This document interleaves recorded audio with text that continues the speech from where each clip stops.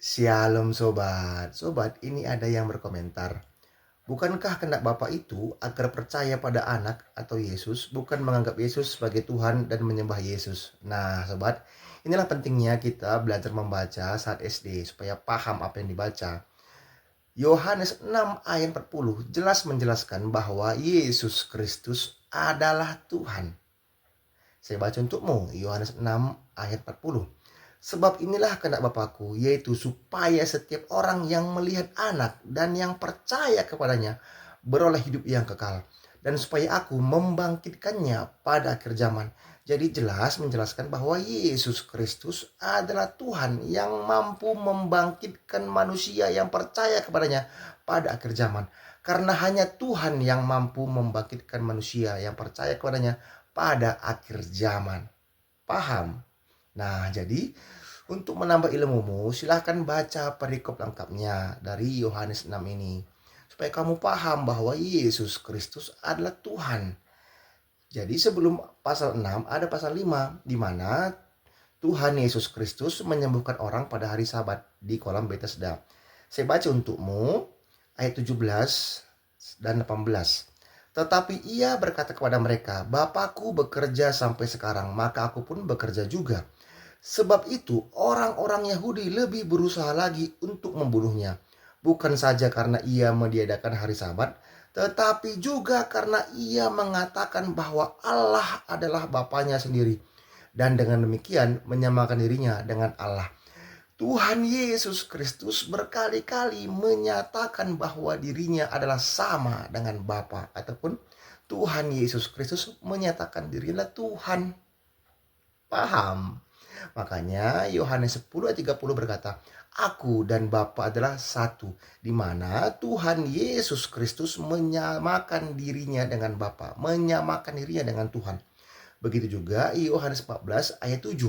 Sekiranya kamu mengenal aku, pasti kamu juga mengenal Bapakku. Sekarang ini kamu mengenal dia, dan kamu telah melihat dia. Jadi jelas bahwa Tuhan Yesus Kristus adalah Tuhan. Dan juga Tuhan atas hari Sabat. Nah, paham sobat?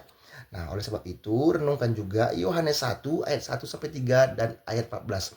Pada mulanya adalah firman, firman itu bersama-sama dengan Allah, dan firman itu adalah Allah. Ia pada mulanya bersama-sama dengan Allah. Segala sesuatu dijadikan oleh dia, dan tanpa dia tidak ada sesuatu pun yang telah jadi dari segala yang telah dijadikan.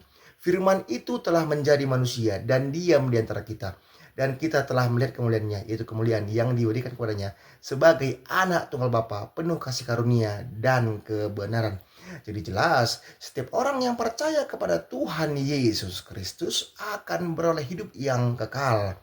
Karena Tuhan Yesus Kristus mampu datang dari surga ke dunia ini, menunjukkan kuasanya, menunjukkan kasihnya, agar semua orang yang percaya kepadanya tidak binasa, melainkan beroleh hidup yang kekal.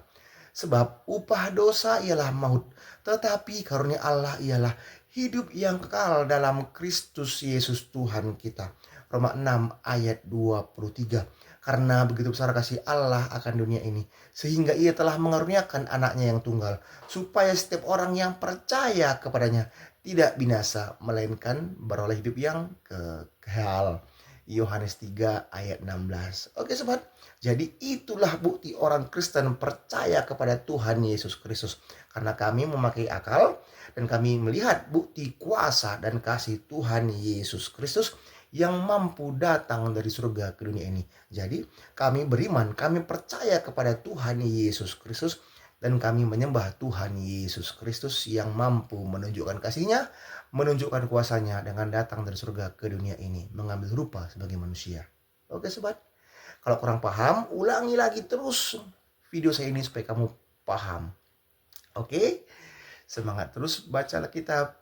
Tuhan berkati. Shalom. Dan mohon maaf ya kalau ada salah kata. Silahkan tulis komentar kalau ada salah kata. Terima kasih.